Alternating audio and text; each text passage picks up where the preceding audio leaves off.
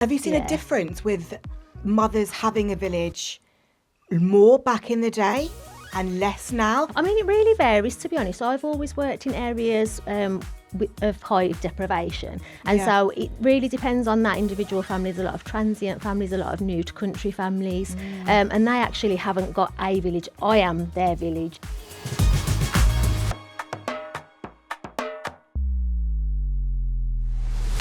Welcome to The Village by Emma's Diary. I'm Grace, a mum, a slight oversharer, and today we're talking about the village, if it shows up, if it doesn't. And I'm Jess, mum of 4. It's taken me 13 years of motherhood to start building my village, but we're going to have a real and raw conversation with 2 incredible guests. And in this episode, we're going to talk about the village that vanished and what to do when the village that you thought was going to be there isn't. First up, we've got Emma, a mum of 7, which 7, and you own your own business. Super mum. I'm obsessed with you. We've also got Leanne. You're a health visitor, a mum of 2, and you are on the Emma's Diaries Medical Advisory Board. That's Welcome. Right. Thank you. So let's get straight into it, because I think when you become a mum, you have your baby, and everyone says there's this village. Oh. And for some people, the village ain't there. Where is it? Sometimes it's not there. Yeah. But your health visitor is also one of the first people that you kind of come into contact with. I've got one called Sarah. I love her. She's been brilliant. I did have kids quite close together at the end, so she was basically at my house. She lived there. She just moved in for a little while. But what does that look like for some people? Because you, I guess, essentially in your role are sometimes the village at first. Yeah, that's right. So as a health visitor, we kind of have 3 main contacts in those early days. We have the antenatal contact, the new birth contact, and the 6 to 8 week check. And the kind of antenatal contact when you're pregnant is talking about all that, you know, your preparations, what your support network looks like, who you're going to go to for this, that and the other. And the excitement is really real, you know. It's all kind of like all sunshine and roses, like excited, let's buy this, let's buy that. And then at the new birth visit we go and it's kind of that days stage, like you've got all these visitors, all these appointments. We don't know what's going on. You're trying to come to terms with what has just happened to your body, you know, so it's a lot for the mums. And then you kind of get to that 6-week visit where we go, and it's my favourite visit actually, because I feel like we can really make a difference here and actually sit and listen to the mums because they've processed a lot of what's happened. But that's when we do see that support network kind of shrinking, and the sudden realisation is that, you know, okay, so this is it now, and we're here to figure this all out for ourselves. So everyone wants to come and see the new baby. Yeah. That's like the first thing, don't they? Everyone wants to come and visit, and then that's it. Yeah. And you're bleeding, your nipples are leaking. All the things. You haven't brushed your teeth. You stink of sweat, like you're sweaty. My rule was, if you can come to my house and make your own cup of tea, then you can come. bring me If food. you come to, but if you come to my house and I have to make you a cup of tea, then you can't come. That was like the only way I could think that's an appropriate visitor to have in those newborn days. Yeah. And then it's not. But Emma, you've done this 7 times. Honestly, Honestly, can we discuss this? my hero, I thought 4 was like, and I'm not going to say to you, you got your hands full, because I hate when people say that to me. I hate it. But you've got 7. Is there a village? What does that look like for you? Talk And to what's us your about it. day-to-day like? Because it's just so interesting. So I guess our village is really my husband and I. Yeah. We do have my dad close by, but he's limited on what help he can offer us. I think the thing is nowadays is that everyone is so busy that even if you do have friends and family close by, which we do, they don't have the time. Yeah. Or they can't make the time because something else might be more important. I don't know. But yeah, so, our day-to-day, do you really want to know? Yeah. Honestly, You must have to be really organised just to get things done, get the kids out the door. Yes. So I do have a constant itinerary in my head. Yes. Love that. And everything is in my Apple Calendar. Colour-coded? No, it's all timed. Okay. It's like okay. 7 a.m. is this, 8 a.m. is this is that. And if there's anything like the kids have got things on at school, it's literally all in there. And if my husband needs to know about it, then I share it to his calendar. Then he cannot turn around to me and go, you never told me about that. That famous It's line. in the calendar. Oh my gosh. And I could just go, Drives me nuts. yes, I did tell you, and it's in the calendar. Yes, Yeah. tell him. And then he goes, Oh. Okay, I better cancel my haircut then. Priorities there. So it is full on, and it is a lot. Yeah. I won't lie, it is a lot. Yeah. But I think loads of people will relate to you because not everyone has a village, right? And not everyone lives near family for whatever reason or have the family available. I think it is quite a privilege to have my mum and, you know, people nearby. So how do you balance that? And do you get time for yourself? Because I think that's quite an important part of the village is actually just having that moment for yourself for 2 minutes to And your gather youngest yourself. is 11 weeks old. 11 weeks, yeah. So the time that you have by yourself is obviously limited, right? Yeah, I don't have any time to myself. Fair. I go to work for time to myself, Yeah. and this is probably another thing people may not relate to, or they may actually go, oh my gosh, yes, I'm also self-employed. I also had to go back to work when my baby was only 3 weeks old. Yeah. So, but for most people, you know, that are employed and have maternity and things, they'll probably think that is absolutely wild.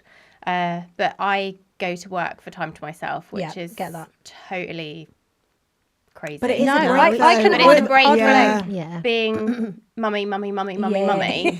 and me seeing that my floors need mopping or there's like 3 loads of washing to do. Yeah. Because if I'm not in the house and I'm not there, I don't need to I can't see it, so I don't need to worry about it. No, I hard relate to that. I've said it before that I like going to work because I'm Jess at work and I'm not mum, so you're Emma at work. Yeah. And I feel like that's such a big part of your identity, particularly if you're independent, you have your own business. There's a financial aspect to that, but actually the self-feeling of Identity. I need to be myself and have that moment.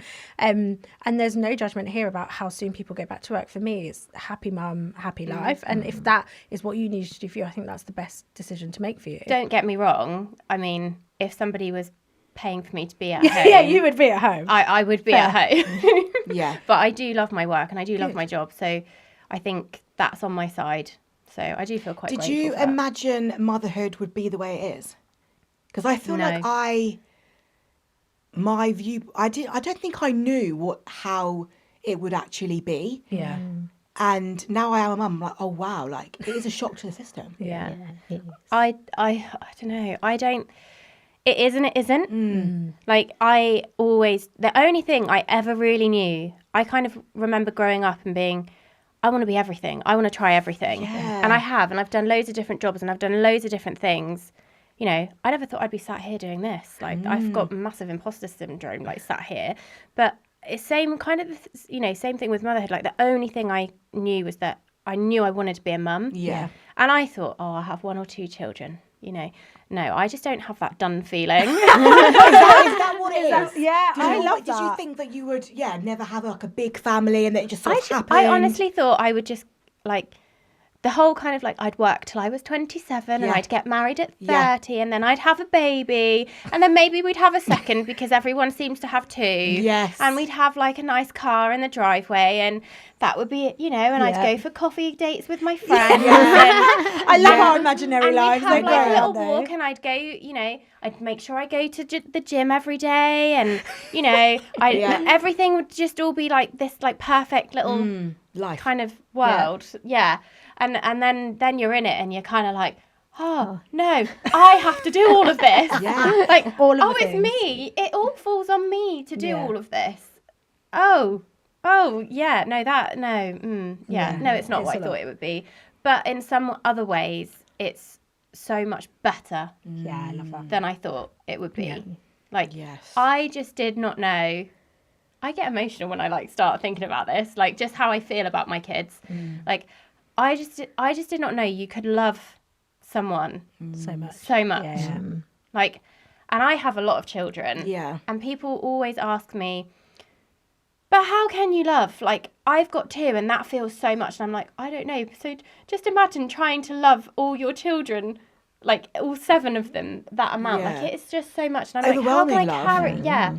Like, and that's where it's better than I imagined Yeah. it to be. Oh, I love that. Leanne, what about you? Were you a health visitor before you had kids? So then I feel like you know all the things, you're the expert, and then you have them. Yeah. Yeah. What was that like? So I worked for the health visiting service before I had children, and I hate to say it, but I was that health visitor that was like, this is the way you should do it, this is the way that it Oh, should work, God, this is the no. evidence Oh, no, around it. Leanne. And then I had children and I was like, oh my gosh, what is this? I can't even do it myself, and I'm supposed to be teaching people how to do it. So I had that but it made me a better health visitor after I had my children, 100%. And even when I had my second, that again made me an even better health visitor, because just when you think you've kind of got it down with one and you're figuring it all out, you have the second, and that's just Different. a whole, it's a whole different experience, isn't it? So it's definitely made me a better health visitor, 100%. And do you think other mums, do you ever get when you do those visits where people are like, this isn't what I expected at all? Yeah, absolutely. And,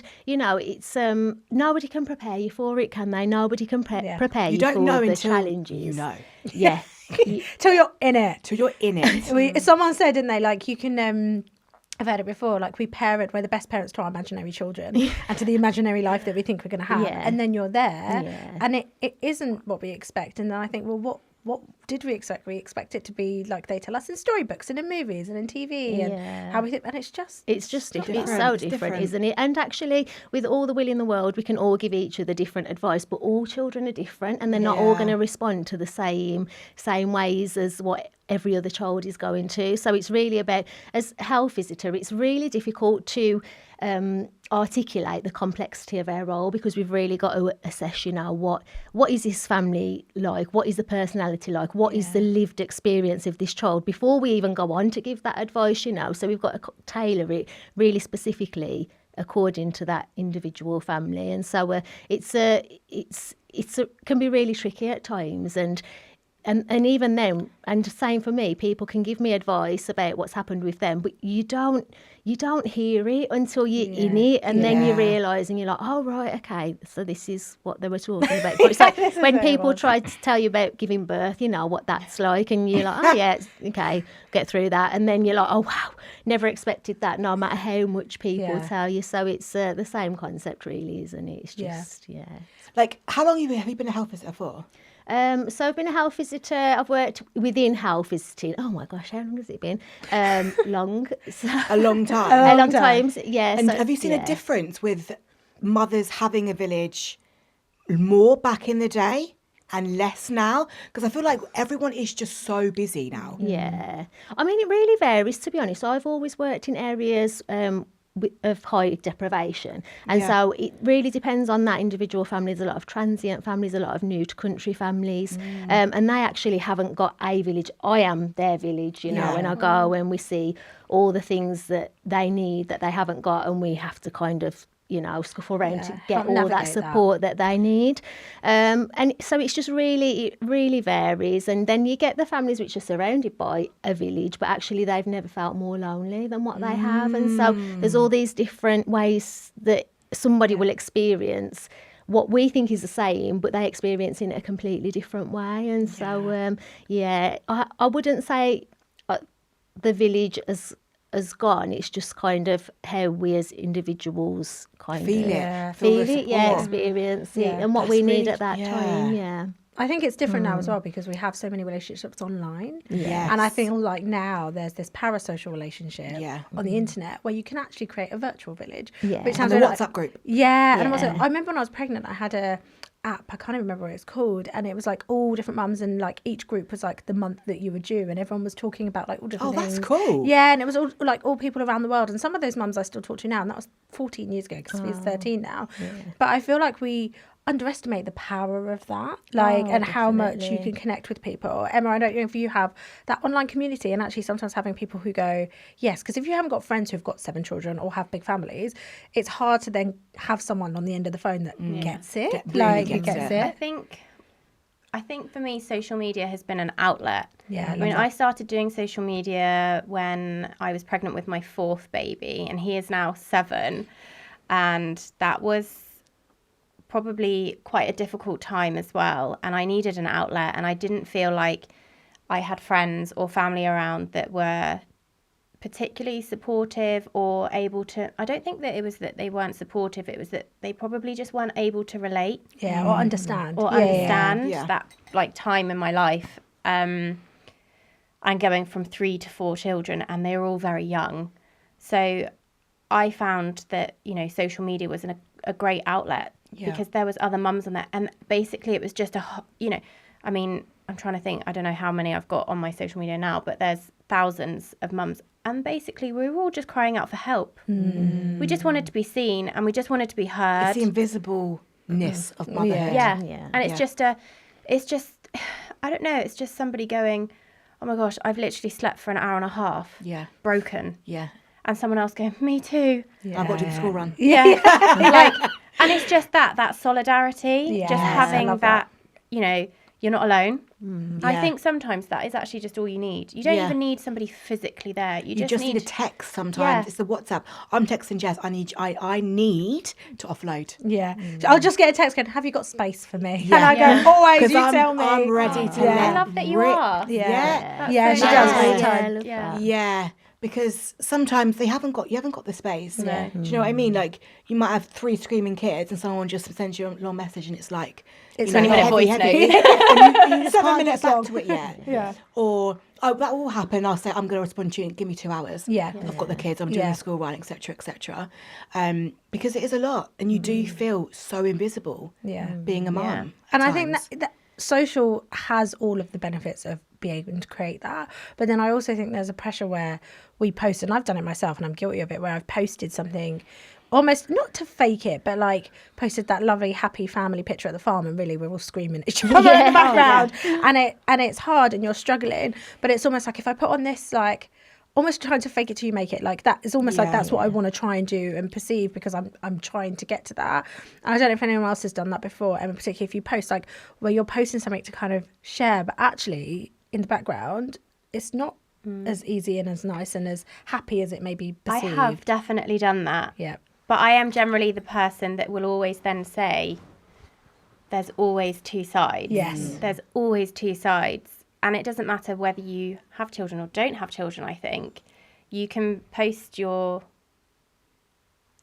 because it is the reality. Yes, Yeah. you did actually manage to get everybody to take this lovely photo, regardless of what else is going on in the background. And But I it think took you 4 hours to do it. yeah, I think you took I it. stopped pressuring myself that I had to be the perfect mother, and that this isn't ever going to be perfect. And do you know what? If one child wants to be picking their nose in the photo, one child is picking their nose in the photo. That's real. Yeah, standard. Like that's it like, is what it yeah. is, and it doesn't matter. But I think that's taken me quite a long time, because I'm now 13 and a half years into motherhood. But when I was a first time mum, the pressure I put on myself was, just like astronomical, that everything had to be perfect, because I felt people were judging me. I still feel that now, but I just don't care. Do you feel judged now because you've got 7? Yeah, Yeah. 100%. When everyone And goes, you've people got your do. hands full. Have you got a telly? Oh, All yeah. the rubbish, Don't. stupid things they Don't. say. Yeah, I get it all the we time. have quite a few tellies, Yes. but I don't get the chance to ever watch them. So I think the pressure of being perfect is so hard, because I remember when my health visit first came round, I wanted my house to be spotless. Like you're like, they're coming round, they're going to check. And I remember when she did come round and she was like, no, like I don't expect it to be perfect. And I don't. And she goes, and actually if it is perfect, I'd question, is everything okay? Yeah. Because it shouldn't be like that. That's not actually the reality. And I don't know if you've had that yourself, being the mum and being the health visitor, where we've tried to make it perfect and you're like, not going to happen. Oh, absolutely. And this is why I said, like I said earlier, reading between the lines, like finding out what is going on. And like your health visitor rightly said, if things are all kind of perfect and pristine, I'm thinking, okay, what's going on here then, really? Yeah. So, but it's really funny, isn't it? The expectations people have of what their health visitor is. And really, that's why I started my social media page, because I wanted to like kind of knock that on its head, and for mums to realise, actually, we can be really valuable to you. We're not here to judge you. We're here to support you. And actually, if things are difficult in those early days, we want to help you with that, because what we want is for you to enjoy that experience as much as possible. Not all the time, because that is not possible. But just really lean into motherhood and lean into the bad times as well, and understand that it doesn't last. And for me to come and be real and say that, rather than, well, this is what it should be like. This is what I wanted people to see, and to know that actually I struggle with my children massively. I was struggling with them last night. It was, my husband said, oh, you can tell them this on the podcast tomorrow, you know. Because and I'm like, Giving you some content there. They set you up for it. It's oh, nice. honestly, it was just, I couldn't wait to get out of that house this morning because it was full on. So I wanted people to see, and I beat myself up about that to start with, because I was like, actually, I'm this qualified professional that's going in and helping The mum parents. guilt. Why can't I even manage my own children? You know? And Emma, it's just you and your husband. Is it very equal, or do you still feel like you're carrying a lot of like the default parenting? Because I feel like mums, we are just like super mums. Yeah, I agree. I'm like, yeah, I agree. Super mums, we are. We are. Absolutely. Yeah. I say I'm lucky, but then I think, well, no, it's not luck, is it? Actually, he's just pulling his weight. Yeah. I say, you know, like I say, oh, I'm lucky, my husband's really good, because people always say that. Oh, isn't it good that he looks after the children? I think, well, no. I'm going to work. They're his children. They're his children. They're his children. My thing to him is, well, you know, if I'm at work, you can either help towards childcare costs, or you can look after the children. Yeah. So it's your choice. So his choice is, well, I'll look take after on the them. responsibility if you're not there of the children. They're our children. Like, we went in it together. We're, you know, we've got quite a good relationship. We're very sort of on the same page. Yeah. Which is quite, it's still, even though we've been married 7 years, I still find it quite like new. It still feels quite new. And I've gone from, you know, a different relationship where it wasn't like that. And I still try and get my head around it, that I have a husband and I have a husband that actually is like, oh, I've done that. I've done the packed lunches. And I'm like, oh, okay, cool. Yeah. Just takes off the mental load a Yeah, bit. it does. It definitely does. And I think for me, what changed in terms of getting him to like step up, I guess, he is quite proactive anyway, but I kind of went, I need you to, rather than me going, I need to be somewhere at 5 because I've got a client and I've got to get this, and this done. And I'm like racing around like a headless chicken and he's not doing anything. On the toilet, mowing the lawn. That's what Trevor well, always he does. does do the mowing the lawn. That, Always to be something fair, he does random do that needs to be done. But 45-minute toilet break. I kind of schedule in, and I sort of, it's really bad, but I will text him, or he will text me when it's sort of like handover, swap over time. Yeah. This sounds so awful, but it is like, you know, we are running a shift. Basically. Yeah. I don't think that sounds awful And I at all. text him, and I'm like, I fed the dog, the dishwasher's on. Yeah. There's a load of washing in the tumble dryer that needs to come out in 35 minutes. Yeah, put it on dry. Yeah. The children have been fed. What else? All their pajamas are downstairs for them to get on. So basically, you just need to get them in their pajamas and get them to bed. Yeah. See you at 9 or whatever. You know. So I think it's just having that communication, but also for myself, the respect that actually I can lean on him, and I can say, I can ask, and I can say, I need this from you. Yeah. Because also, I think, especially with men, they don't see it. They don't see what we see. Yeah. And their first They've thought... got to be trained to see their it. first thought They need isn't, direction. oh, there's crumbs on the side. Yeah. Oh, that's okay. Grace There's crumbs hates on the crumbs. side. Crumbs is The like her crumbs is my nemesis. trigger. I hate How crumbs. can we? It's only after season. Well, yeah.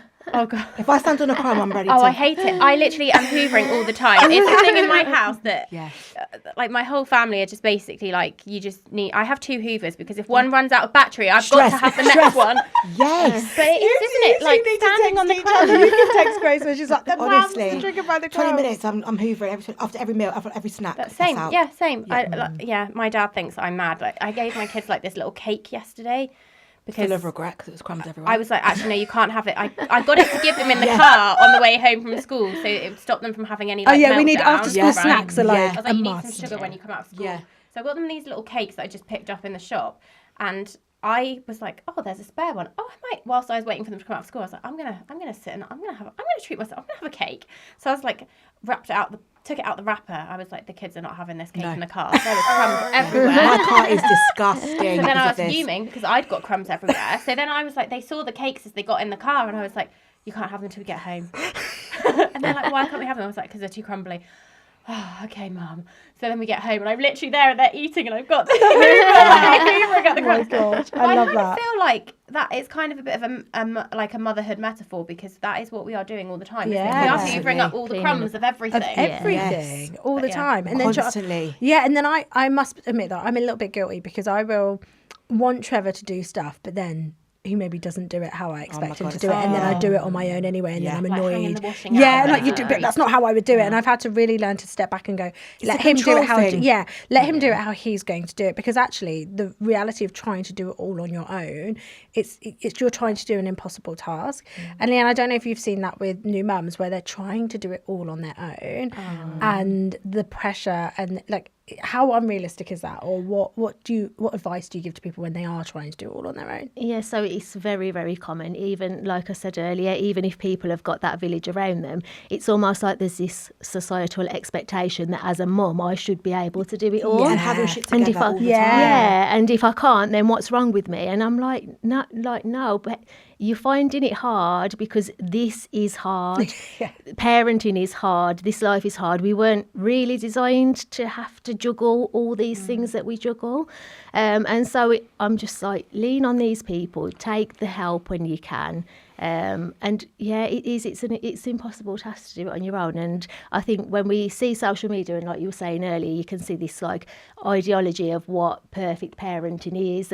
But I think as we've moved forward with the times, you are seeing people be more real now about what that is like, and, you know, showing equally the struggles as well as the perfect picture, which is really great, because, you know, it just takes that pressure off, doesn't it, as for mums in particular, to think that they should just be able to juggle everything all on their own. But it's something as well which causes the most conflict, doesn't it, you know? Yeah. So, you know, this like, I've got to do it all on my own, and I'm doing it all on my own, but why aren't you stepping in to help me, kind of thing? And so I just think really communication is key when it comes to stuff like this, and being very explicit about what it is that you want from this person at that time, because their needs are always changing, aren't they? One day we can take on the world, and then the next day it's a struggle even just to walk out of the bedroom. So I just think communicating what it is that you need at that time kind of sets us up for a less disappointment, really, with the support that people are offering to us. Yeah. And talking of needs,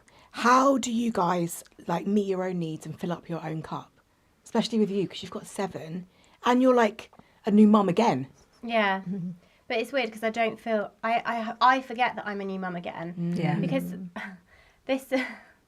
So I had my baby 11 weeks ago, and I've not really seen any of my friends.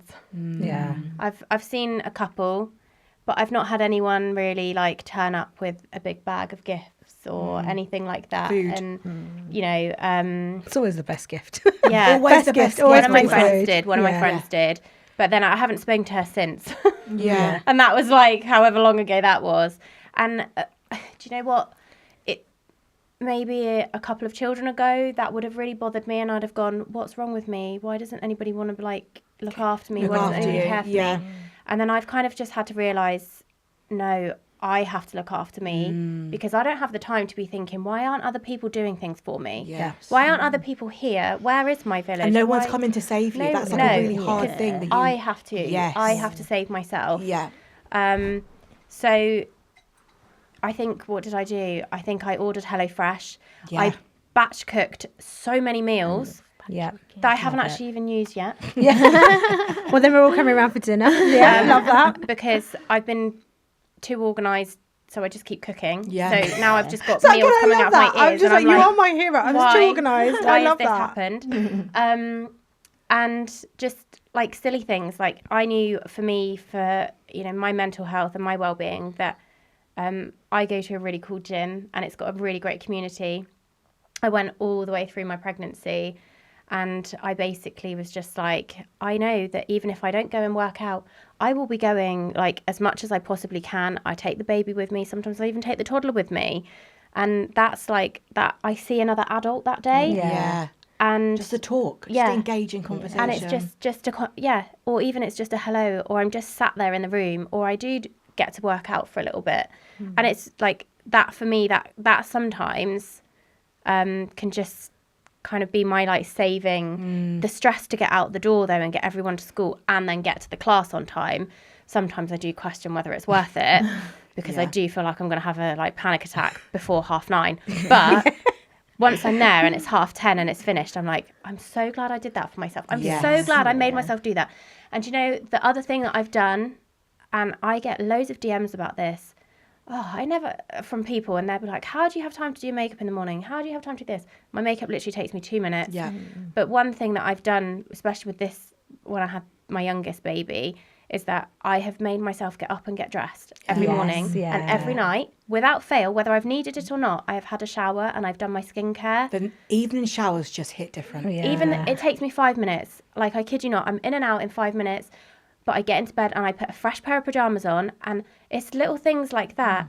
And it's just like, that makes you feel so much better about yourself. It makes you feel more worthy. Because with my 6th baby, I did not do that. And I was running myself into the ground. And honestly, this sounds so disgusting. And this is totally real. This is totally honest. Safe space. I reckon I probably went a good 5 days, maybe even a week without having a proper wash. Because I was just running on fumes of...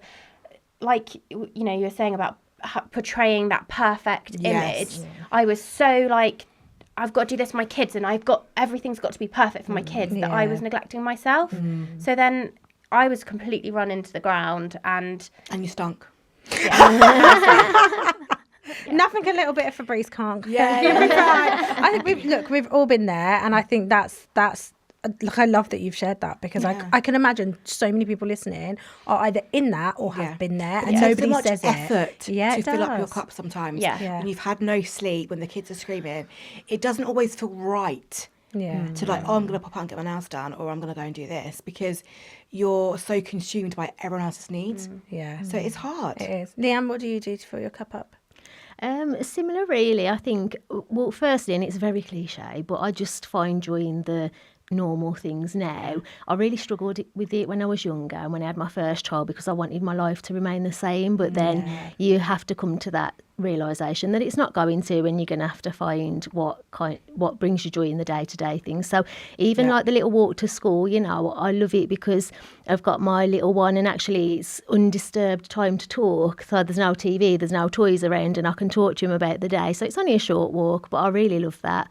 And then I'll go to the gym, and I say gym loosely, with my 2 best friends, because it's more of a catch-up really, and that's what it's about. You put on a nice workout outfit. See your friends. That's it. Just like, you know, just reflect on the day really, and talk about what's been going on in our week. And these are like 2 best friends, and we just twice a week now we make sure that we do that. Although I didn't last night because I was preparing for today, but generally we do that. But and then I also love that catch up with my husband while we do. I mean, you don't get a chance to, but while we're washing up, I hate washing up, but that just makes it. And I think practicing that kind of gratitude, you know, and reminding myself what's good about the normal things, really, just constantly reminding myself of that. And it's the hot coffee for me.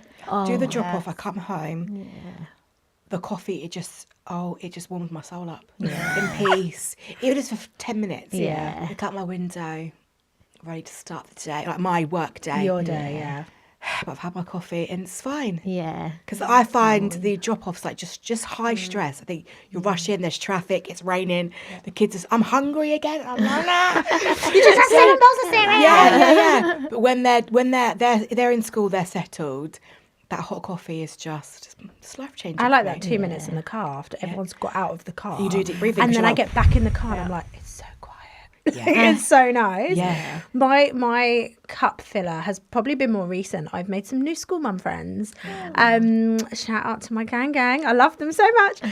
But they kind of welcomed me with open arms. And I saw them in a group like talking outside the playground for months and months. And then I started with, hi, you right? And then I'd like slow down as they'd slow down and try. And now I've just like You've infiltrated the group. I've infiltrated the group. Love it. But they go out on a night out every so often. And for the first time in, I can't even tell you how long, I got dressed up. And let's talk about the Instagram post you're posting and then the next day. Got a little bit maybe drunk and posted a picture of my knee on Instagram. And the next day you were like, guys, I'm not okay. Yeah, I'm not okay. The next day I was not okay. Makeup's still on. It was not okay. Videos of just twerking in the club. It was hardcore. But you know what? I loved it. And it really, I just felt I didn't feel great the next day, but I loved soul felt dancing great. on the dance floor and just completely like leaving my inhibitions. I had no kids in that moment. I was dancing, I was singing all the words wrong, it doesn't matter. But I just had that moment for me and the girls screaming. And it just, honestly, I can't even tell you how much it filled my soul with just this joy. And even my husband, everyone was like, oh, my, like, you're going out again? Because I went out again like a couple of weeks later. And even Trevor was like, yes, go. Because I was a different person. Yeah. My patience, the way I worked at home and juggled the kids, I was happier because Mums I'd need had a a break. moment Yeah. to do that. True. But it's taken having to get those mum friends to be able to do that. But it's not easy to make those mum friends all the time. Like, I know you said you don't have, you've got friends obviously, but not local. You might not have that many mum friends. Like, what is that a struggle? Like, how easy is it to make those sorts of friends now? Because it's quite tricky. It is quite tricky. I feel like I've always been a person that hasn't really had a best friend as well. Like, I'm quite a loner. I like my own space. I'm a bit of a contradiction, really, because I'm probably my own worst enemy in the fact that, like, I like my own space, but then equally I could at the same time be like, but I really need someone and there's nobody here. They're all busy because I've pushed them all away because I've been too busy. So yeah, I've probably sort of, I've got some really lovely friends, but everyone is so busy. Yeah. Everyone is so busy. Life it's not is anybody's lifing. fault. It's hard. You know, like, I could have seen a friend probably 3 months ago. One's probably about a year ago, and I'll see them at some point and it'll be like we haven't had that time apart. Yeah. But it's not that constant, like, are you okay? Can I get you? Do you need anything? Like, I don't feel like I've ever really got that. But then I know they would turn around and go, but you should have asked. You know I would. But I'm like, I don't want to ask. Yeah. I don't want to ask. I don't want to be like the burden. But that's me, and I probably need to work on that. But equally, like, I'd be like, it would be nice if somebody was just like, what can I do for you? Like, what do you need? Like, how can I help? Whether I always feel like it's always me that's like, should we do this, or shall we meet up? And I'm always the like, I feel like I'm very much the organizer, but then I don't Everyone's know. in their own head, I think, as well. And like, you get so lost in just like the mundaneness of life that you do forget to check in with your people and make sure like you get a dinner in with your friend or whatever. And I think as well, like, when you've got kids, you're just tired all the time. Like, so my little girl goes to forest school, and for some reason, arranged forest school mum's dinner with like the old school forest. Why do we do it to school ourselves? mums. Why do we do it? We're Full all of for regret. it in the moment, and then it comes, you're like, and now I'm like, that's on Friday. Today's Tuesday. What do you mean? And I'm already preparing myself for, like, it's Friday night. I'm going to be so tired from the week. Yeah. But I'm going because I know that we'll all be thinking the same way. We'll all need it. All be tired. But it's just important to, like, have those connections. Yeah. Do you know what I mean? I feel like my conversations with my friends, I've got one friend, and basically our relationship is that about 10 o'clock at night, between 10 and 11 at night, one of us will kick it off, and it's just, we're just sending ourselves a steady stream of like memes and reels. And that's pretty much our friendship. Like, I don't even need to say anything. We don't even say anything to each other. There's no, hey, how was your day? It's like, here's a chicken reel. Here's a reel about chickens. Or here's a reel about this, how I feel about my kids right now. I text my friend Jess and I just say trenches. .. That's all. Grace will just text me going question mark, or have you Yeah. got space, or I need to offload, and you just need that minute where you're like, I don't even offload anymore, I don't think. Like, I just feel like I don't even have the capacity to offload. Yeah, like, because I'm to so even tired. get the I words can't even out. like, I can't. Come 7 p.m. I can't talk. I can't talk. I love that. Have you, we could talk about friends and villages and stuff. Sometimes it's not automatic, right? So have you felt, and Leanne, I'll come to you first, that you've created a village? Because sometimes if it's not there automatically, you have to go out and make it. Yeah, definitely. So I feel like it's taken time, and finally, after 12 years of being a mum, I finally feel like I've got to that place where it's exactly what I need. But I'm also really grateful for the people that came in and out of my life in those those early moments, days as well, because yes. that was what I needed at that time. And I kind of accept now that we will have this like constant turnover of people in and out of our lives, and they're there when you need them and at that particular point. But then that moves on and life moves on and people change and what you need changes at different times. But definitely I've got that village, and I feel really I'm so happy to say that my older children now, my older child, I feel like he's the main part of my village, and I love that. and he's like my little bestie, and I love that because, like I said earlier, I really struggled becoming a mum and giving up that life of freedom and doing things with my friends, and I've longed for this period where we could go out and do things together and we enjoy things together, and now we love going out to eat like Thai food or teppanyaki or sushi. And I mean, it costs a lot of money, and sometimes Why do I we think, introduce the kids to why that? did I Why do do we do that? it to ourselves? But equally, I just think, he's my little village now, along with my husband and our friends, and we've got a really nice like group where we can go and we just have little kitchen parties, and I think it just gets easier as the children get older. But it's changed a lot, and I'm sure it will carry on changing. It will evolve, won't it? Yeah. It evolves over time. Yeah. What about you, Emma? Is your village at home? Because sometimes maybe that is our village. That's where we Yeah. have it. Yeah. It's funny because you were saying about your relationship with your eldest, and I definitely feel that with my older one.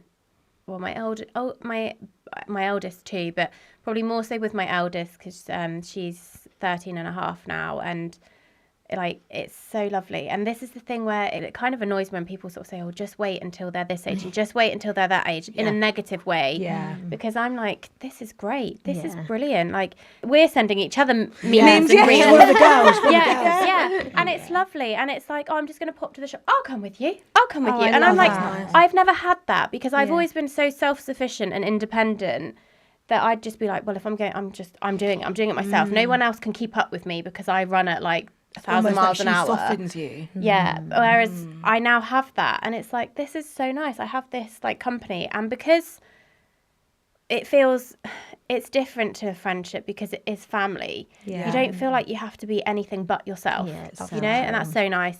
So yeah, other than like, you know, as my children all my children actually, you know, I've definitely made my own village because I've never felt like I've had one. Even as a young child myself, I didn't have that like close-knit family. I didn't, you know, and I always wanted that. And now I kind of think of it and I just think, you know, this might not be exactly how I imagined it, just like motherhood isn't how I imagined it, but this is pretty good. Yeah. And, you know, Yeah, like... you actually literally do have a village. You've got 7 kids. Yeah, no, we do. Like, there's no space for anyone else. There's literally no space for anyone else. Like, yeah. No, there's no space around the dinner table, so sorry. I can't afford to feed anyone else. Yeah. No one else can fit in the car. No one else on the dinner table. We This can't is my all fit in the village. car, so, you know.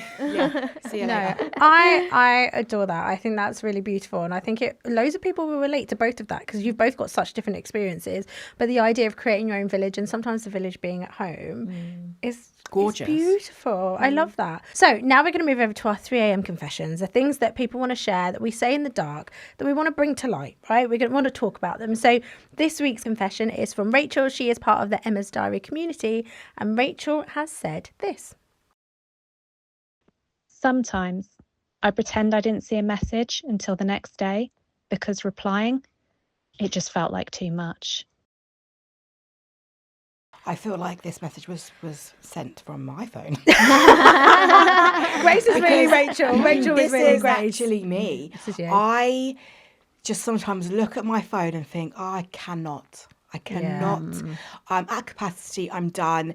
And I've had to really learn to be boundaried in that way, that I can't give myself to everyone every single day. Yeah. And the only people that should be draining me are my children. But sometimes like life is lifing, and it feels like you go online, you go to do your work, and it's just sucking the life out of you. Yeah. So that's definitely me. Sometimes I say, I'm going to respond to you in 3 hours or you do. tomorrow. I know, Because firsthand. and I'm honest with my friends because I just can't do yeah. it.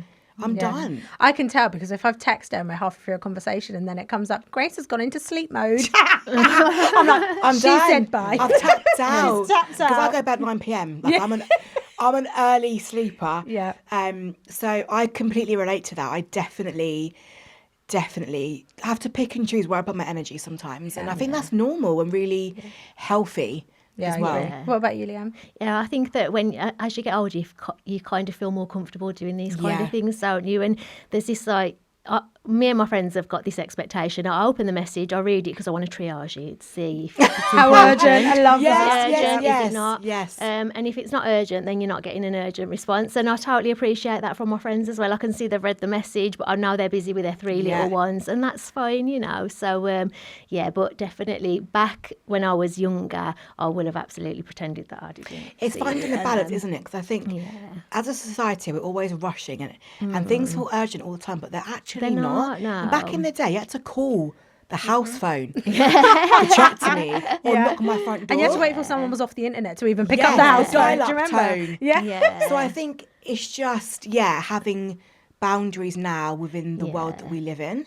I think it's important. And we have to make a conscious effort, I think, not to constantly be on our phones all scrolling. the time, because you could be like, you could quite easily sit on your phone all day long with the amount of Especially things if you that are work on with there social and media do as work well. with You it work as from your well. phone Yeah, as well. so It's really hard. I think it's really hard. I actually took myself offline completely for almost a year. Wow. I mean, that was my, you're not getting a text back. Yeah. Best thing I ever did. Really? Yeah. Because as soon as I've now brought that back into my life, as soon as my boundaries start slipping again, that internal noise Chaos. just is so loud.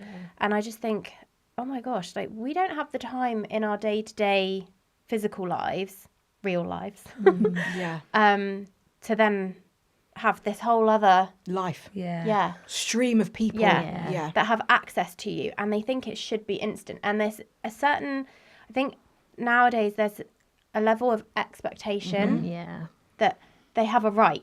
Yeah. Entitlement, I guess, around that response time and stuff. Yeah. And I'm just like, no. Yeah. I love that. I did actually get a text last night, and I read it, and I just felt so overwhelmed by it because it was quite a long text, and I don't really like long texts. I prefer if someone like just sends me like bullet points, something, and I'm like, I can take that in, like that's fine. And someone literally, this massive paragraph, and I was just like, it's like 8:30 p.m. I'm done for the day. Like I can't now sit and look at my calendar and work out timings and things like that. So I literally replied this morning with like one sentence, and it probably seemed really offish. And then I wonder why I don't have many friends. But there we go. We are all Rachel, basically. Rachel is us. Rachel is all of us. Babes, we get it. Myth of the week. Myth of the week. Are you ready? Yes. We need a theme tune. We need a theme do. tune. A little jingle. So Amina has says the village you had before kids stays the same after kids. Kind of a myth. Yeah. I don't know. I think it's a mixture. It depends on your circumstances, right? And it depends on where you're at in life, I think. I had my first kid at 22. So there are some of those friendships that are still friends now, and then they've gone on to have kids and stuff. But it evolves. And I think that I want to say evolves rather than change, because I feel like it's just evolved over time. So for some people it might stay the same. Obviously my mum is still my mum, she's still here, so that part of my village has stayed the same. But I do think friendships have evolved and changed, and as you get to nursery and school and the different kind of phases of motherhood. I think and this is from me personally, I've needed friends for the different ages of my kids. Because I think when you have a friend that's got a baby that's like 6 months and your kid's 3, play dates are difficult. You're in different times. It's different zones. And I think one of my friends, Jess, who I call her my soul sister, she has kids the same age as me, both at the same time. And that seems to make the play date so much easier because our kids are the exact same age.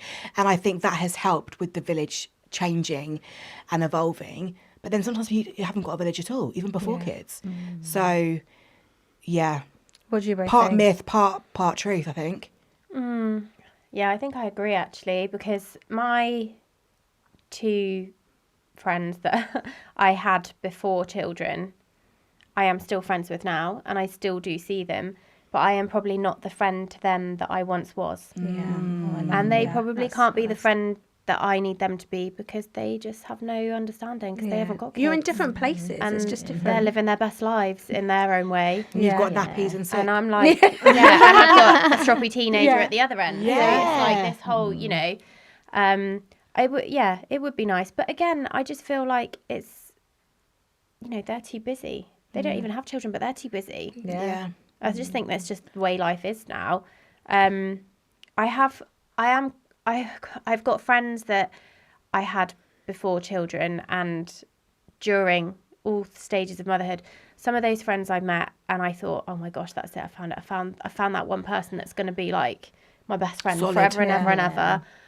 And then for whatever reason, or nothing bad, or just something's happened and they're no longer available, or you lose touch or whatever. And there's still a few people that I still like think about now, and I think, I feel so sad about that. Like, why, why? But maybe then they'll it come is what back it is. around. I think. Yeah, I think it sometimes is. the village it goes in cycles, doesn't it? So I was one of the first of my friends to have children. I was 27 with my first one, and I was one of the first, and so we kind of lost that friendship group. But then when I went to have my second, because I had such a big gap, they were just having their first, and so it kind of brought us back together in that way. And so it's just that, like you said, it's always evolving, isn't it? Always changing, and the person that you need at that time just tends to be there. And when you don't quite match up because you've got different priorities, then you might drift apart, but then come back together. Yeah, it aligns when it needs to align, I think, and that's the beauty of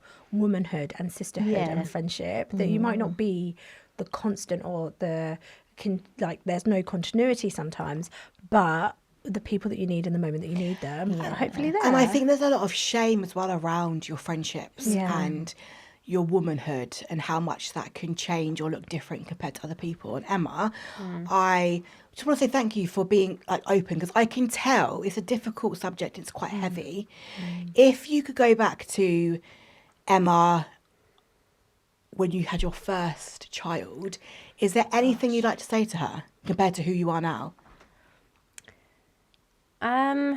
There's so much, because I genuinely feel like that was a whole other person and a whole other life. Yeah, well, it was. And I wish I could go back and just say, I just turned 20 when I had my first. So I was a baby. Yeah. I was a baby, really. And I wish I could just say, yeah, you're right. Believe in yourself. Trust your gut instinct. Don't listen to the noise outside. You know best. You know best for your child, and you know best for yourself. Yeah. I wish I could just say, that's all you need. That is all you need. You just need you to be okay. So yeah, I think that's probably I love it. that. Yeah. I really love that. And Leanne, if you were in professional mode now, or in mum mode, because I think it's really important, if someone's watching or listening and they are struggling, what is that piece of advice that you would give them? So I think that it's, if you can, just try and find that one person, because that's what it starts with, isn't it? Your village. Building your village starts with one person. Whether that, and even if that can't be your friend, it can't be somebody that, a family member, there are other people that you can reach out to. And if you've got a good health visitor, they should be able to kind of signpost you in the direction to get that support that you need, send you information on where your local groups are. And if you need, that health visitor can come and do listening visits with you, so you don't feel that lonely, and then build your confidence in that way. But it all starts with talking to that one person, whether that's your friend, a family member, or somebody external like your health visitor, your GP, or the leader from the local baby group that you go to. There's about you, always Jess? somebody. Because you were young too. Yeah, I was 22. I think similar to you, Emma, I think it will be okay. And I feel like is so cliche, but I think it's actually really reassuring and important to remember, because when you're in it, it doesn't feel like that. And I feel like sometimes you just need that. You need that reminder that it's okay. Trust yourself. You know what you're doing, even when you feel like you don't. And one day she's going to be 13 and you're going to be questioning all your life choices again. But you will have this beautiful relationship, and everything that you do and everything that you are will reflect back to you and your children. So just keep doing that. And I think we forget that in that messy, crazy, I'm down myself, don't know what I'm doing, this is hard, is it ever going to get better? And yeah, I would have said that. And maybe 3 kids is nice too, as well as 4. Maybe just no, I'm joking. I love them. I love the chaos as much as I'm a glutton for punishment. I absolutely adore the chaos, and I love it. So yeah, I'd probably say that. Love it. What about you? I would say like life's going to just get good. It's going to get better. Yeah. I think, yes, like motherhood does change you and you're in the trenches and like everything is going down south. My labia's just odd. The labia's down south as well. The boobs are boobs, the leaking, line, like, the I'm not feelings, okay. everything is south. But like you're gonna be okay, and Yeah. it's gonna be amazing. I think as well, like when you're in the newborn trenches, you don't even know, especially as a first time mum, you don't know when they're like 2 and 3 and they start talking and they've got personalities. Like it's just a different vibe. Yeah. Like, and they're out of nappies and you're walking with them and like you've only got your handbag now, not a big ass nappy bag. Do you know what I mean? Like there are different stages, and there is joy in all of it. Yeah. So I tell her that. I love that. Leanne, what is something that you tell mums all the time, but they don't actually believe you until maybe a bit later? I know you kind of touched on it before, that sometimes we don't know until it's there and it's happening. So I think particularly in the hard times when I try and tell people this time doesn't last, you know, they think they're living this nightmare of, you know, being in the struggles where the tantrums and, you know, emotional regulation difficulties, should I call it? Yeah. I'm just talking about me. Not even the kids, just me. Yeah. I'm the one who can't emotionally regulate, not the kids, it's me. Yeah, so it's just that it's all phases and everything passes, doesn't it? You know, so times that you find difficult, it's not going to last forever. And then sadly, the times that are really good, they don't last forever either. So just get used to that change, really, and know that things are going to be up and down all the time, but search for the joy in those little things if you can. But I know that's really hard sometimes. Yeah. What is there anything that you think mums should be saying more to each other? You're a badass bitch. Yes. Yes. No, but I feel like, Hello. Instead of like putting your eyes, I mean, I am so guilty of this because I do the school run and I sit in my car and I wait until I see my child coming out the gate before I get out the car, and I avoid all eye contact. But what I should probably be doing is to the other mum that's probably doing the exact same to me, because she's like, I have no capacity for this, but actually I really want to be held at the same time. Is go, hey, hi. Yes. Do you know what, I've been, that, you okay? Yeah. I've been trying to do this. There was a school mum that I saw the other day and she just didn't look okay. And she usually talks to me, but she didn't. She's under a tree. And I thought, do you know what? I'm going to let you sit under your tree. I'll text you later. And I text saying, just checking in because you look like that you were really sad, making sure you're all right. And she said what was wrong. And I just felt like I made that connection just... I see you. Yeah. I see you. You haven't got to tell me what's wrong, but just know that I've noticed that you're not okay and like I'm seeing you. And it does make a difference. Yes. It's just that like that nurturing, you know. I think Which we mums don't lack always that. get. Yeah. I think No, we because we're lack doing that it in to our everyone lives. else. So who's doing it for us? We have to almost mother each other in that nurtured sense. The mother needs mothering. Yeah, and I feel like we do it for everyone else, but actually it's really important that we do it. And you're right, that just saying hello, I love that, but hello, you're a badass bitch. That's what I'm going to say to everyone. One thing I will ask is if someone is feeling low and they haven't had anyone say hello to them, what advice would you give them? What is the best next step for them to take? So I think that if you're kind of prepared to go out to that baby group or go out to your local coffee shop, is really just focus on your baby, and people that are similar to you then will gravitate towards you. And I'll never forget when I had my first son, I went to a baby group and I was just there like playing with him because I didn't really know anybody. And straight away this mum come over to him, she was like, hi, how old's your baby? And it's almost like that natural connection because you can see, it's like this women thing where you sense that somebody's similar to you. And actually she ended up being one of the best friends that I had and one of my best mum friends, and we had so much fun together. So, you know, just focus on what makes you feel happy and focus on your child, and things tend to gravitate towards you anyway then. And just I love that. Has there anything that's helped you feel less alone during your motherhood journeys? So in particular with my second, I think it was doing my social media page. I was saying out there earlier, just having that really small community of people that were like, that I felt that I could help actually, because when you have a new mum, when you're a new mum and you have a new baby, it's all the baby, and you're kind of off work, you're not helping anybody. But actually I just love to feel that I'm helping somebody else. So showing that real side of parenthood on my social media page really helped me feel less alone, and that I was still doing something good as well as just the day-to-day things of being a mum. Yeah, So, I love that. What about you, Emma? I feel like I'm still trying to figure this one out because I am a new mum again. Yeah. I don't think, I mean, I think at a point my social media, a bit similar to you, I think that helped me. I think right now, actually, my older children, which it's not that they're taking any responsibility, but it's the fact that I can actually, like with my eldest, I can sit and have an adult conversation and she gets it. Yeah. She gets that I'm tired or I'm this and I'm that. And it's just, it doesn't feel like it's a different relationship dynamic. Yeah. I actually still do feel quite alone in motherhood. So do I. So I don't feel like I can lie and say, this really helped me. Yeah. Because I actually think you can have everything around you physically or on your phone or whatever, and you can still feel really lonely. Yeah. You can have somebody, I can have my husband sat on the other end of the sofa Yeah. and I'm literally sat there fuming inside internally at him. Yeah. Because I'm like, I feel by myself right now. Yes. But yeah. And don't I know. think it's also like your experience of motherhood in terms of like how your births went, how many children you have. Like there's so many nuances of it as well, which can lead to loneliness. So I completely understand. I really struggled after my 6th baby because it ended up being quite a traumatic birth. The birth actually wasn't traumatic, but the way it was handled the way it was handled was really traumatic. And I really, really struggled with that, which is why I then went completely offline when I was pregnant with my 7th, because I had this whole, I feel like it was maybe like a PTSD thing going on. And I was just like, oh my gosh, I do not want anyone to know that I'm pregnant because I've got this build up to giving birth. And if this birth goes like my last birth, like I don't think I'm going to be okay. Like I'm not going to be okay.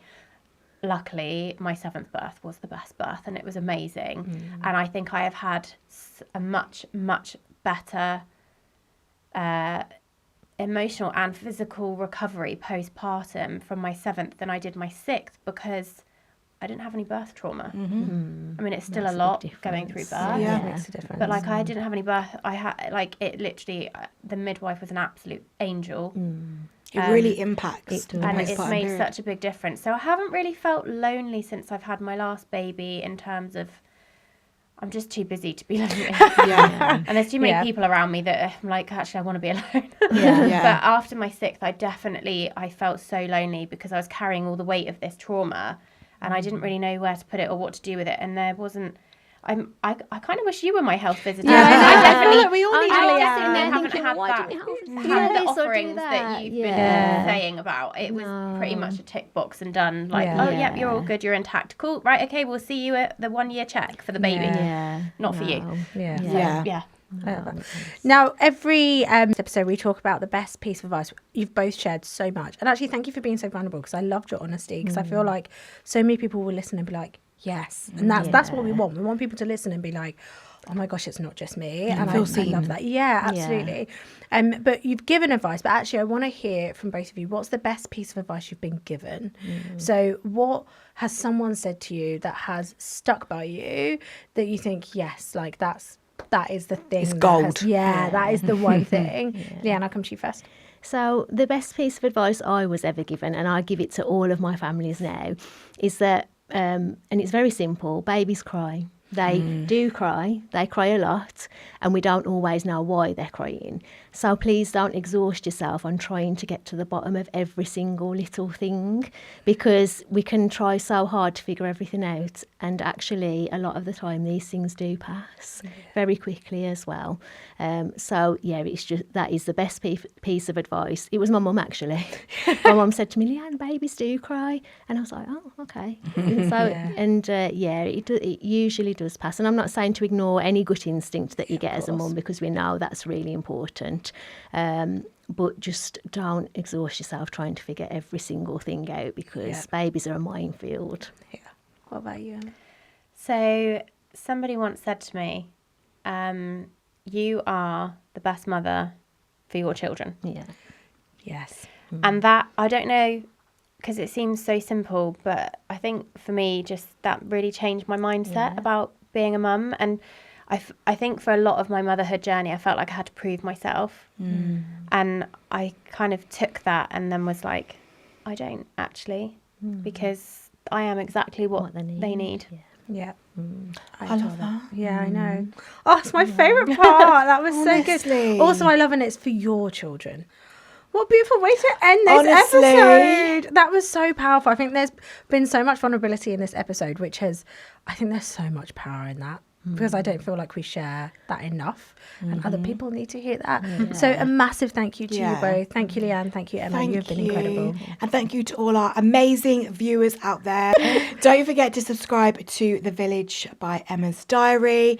And we are here. We are The Village for each other. So we'll see you soon.